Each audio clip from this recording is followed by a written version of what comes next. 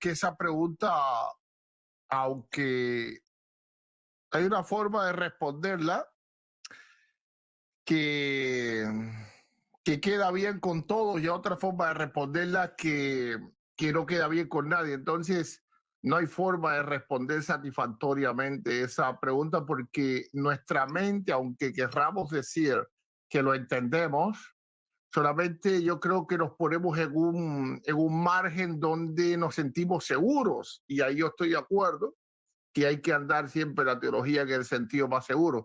Pero por cuanto para nuestra mente 2 y 1 no es lo mismo, entonces, aunque uno quiera decir, oye, sí, es lo mismo, eres Dios y eres hombre, bueno, eso es una declaración de fe, pero nuestra mente nos está diciendo, no, no es lo mismo.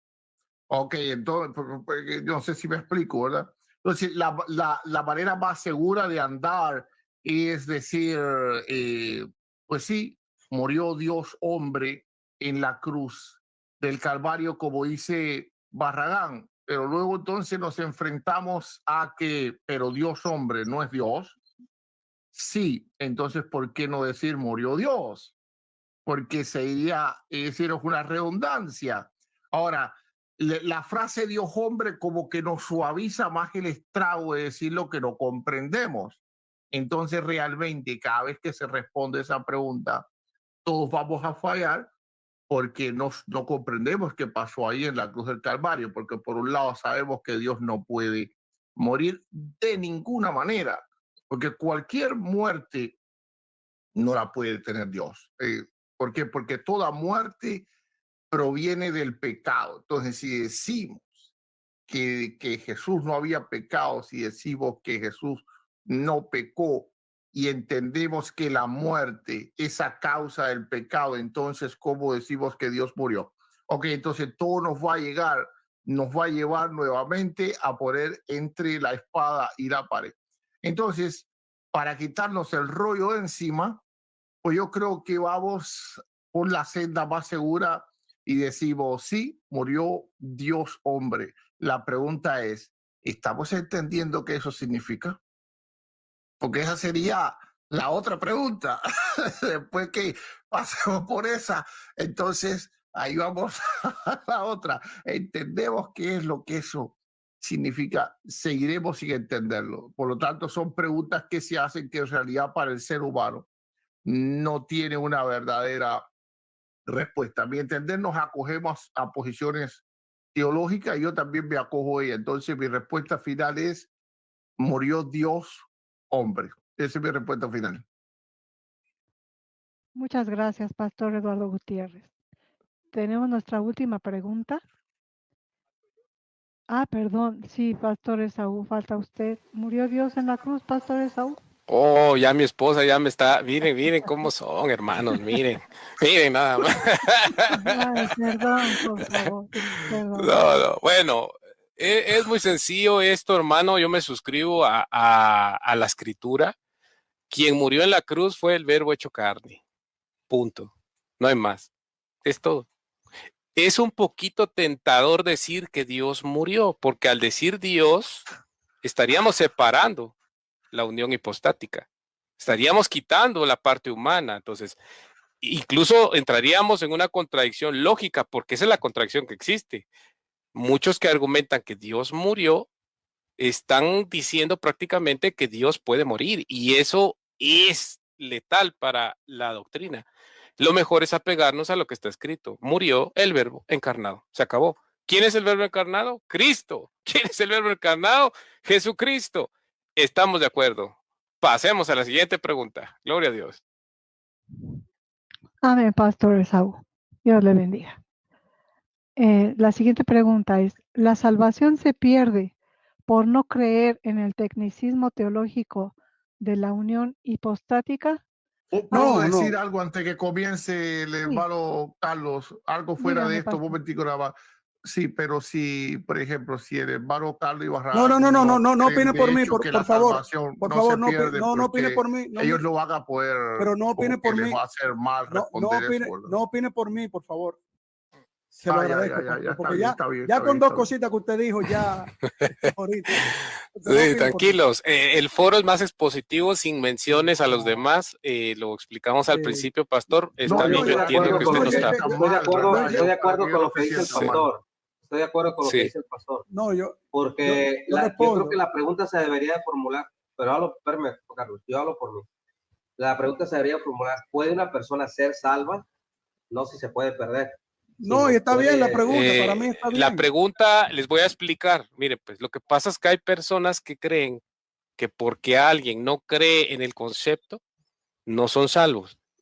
Hay Exacto. personas que dicen Yo eso. entendí la pregunta. Entonces, ya entendió mi hermano Carlos a qué se Claro, refiere. O sea, está muy que buena. piensan que si yo no creo en el concepto filosófico de la unión hipostática, entonces yo no soy cristiano o yo no soy salvo. Entonces, aquí es donde viene la pregunta para saber la postura que ustedes van a exponer, ¿verdad? No, la Entonces, pregunta, vamos a escuchar al hermano para Carlos Veloz para que contextualizar. haga su disertación, ¿verdad? Para Sí, por eso el Porque hermano, porque hay personas de la montaña que tú le predicas, ellos adoran a Jesús, creen en Jesús, nunca conocieron la unión hipostática como concepto. Entonces la pregunta es, ¿se van a salvar o no? Por no haber creído, conocido ese concepto. Ese es el punto ahí de la pregunta, ¿verdad? Solo para Yo lo entiendo. contextualizar.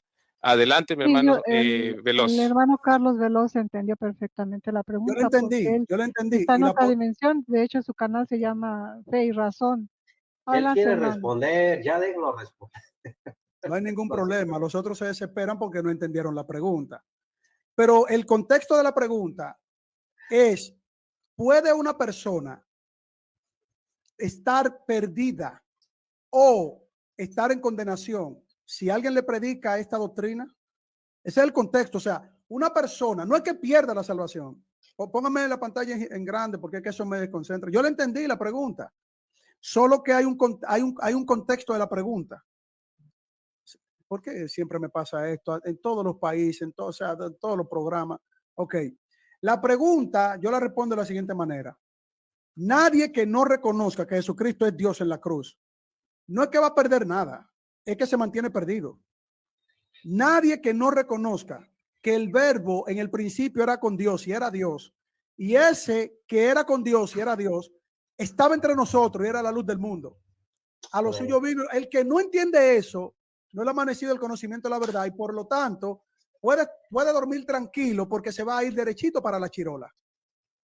Va a terminar donde van a terminar todos, porque si fuera esto tan simple, todos los herejes y blasfemos de la historia del cristianismo que los apóstoles combatieron le hubieran dicho, no hay ningún problema, cree lo que tú quieras, esto es tecnicismo, esto es modismo, no importa, los ebionitas, los judaizantes, los judíos ortodoxos, no importa, acá no importa nada, crean lo que ustedes quieran y no se vayan a los tecnicismos. No, eso no lo enseña la Biblia.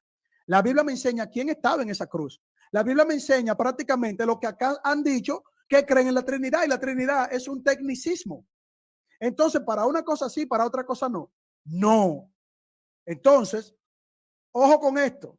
No es que va a perder nada. Nadie pierde lo que no tiene. Si no tiene el conocimiento de la verdad, no va a perder el conocimiento de la verdad porque no lo tiene.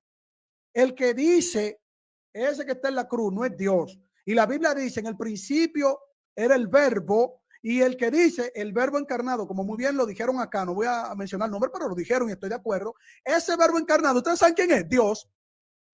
Tecnicismo, no tecnicismo, a mí no me importa. Él es Dios, eternamente Dios, porque Dios es un término de la identidad eterna, de ese único ser que existe en tres personas.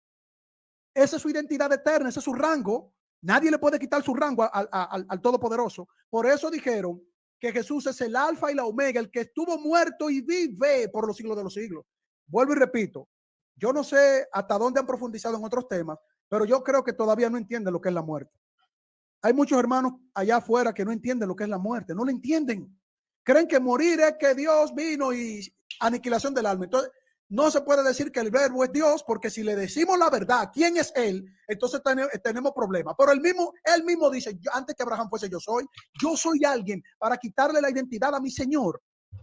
¿Quiénes somos nosotros para quitar que eso no se puede? Porque es muy difícil, muy complicado. Yo digo que sí, luego digo que no, luego digo no. Hay que ser firme. El verbo es Dios. Y él lo dijo, antes que Abraham fuese yo soy. Y lo señalaron, tú te haces como Dios. Y no era como juez, porque acá hay personas que entienden el hebreo. Él no se refería a un juez porque no apedreaban a un rabí diciendo que era juez. Nadie moría por eso. Había muchísimos que decían que eran jueces y mesías y no lo apedreaban. Y a mi Señor lo querían apedrear. Porque él dijo antes que Abraham fuese, yo soy, yo soy, yo soy. Yo no entiendo. O sea, yo para que no me vean como católico romano voy a distorsionar aquí que el verbo no es Dios, pero el verbo es Dios, dice la Biblia, y es Dios, y habitó entre nosotros el verbo que tocaron. La Biblia dice el verbo que tocamos. Le llama el verbo. ¿Quién es el verbo? No, no es Dios ahora. No, hermanos, por favor, abran los ojos. No, por pelear por un lado, estamos destruyendo cosas por otro lado. Los escucho.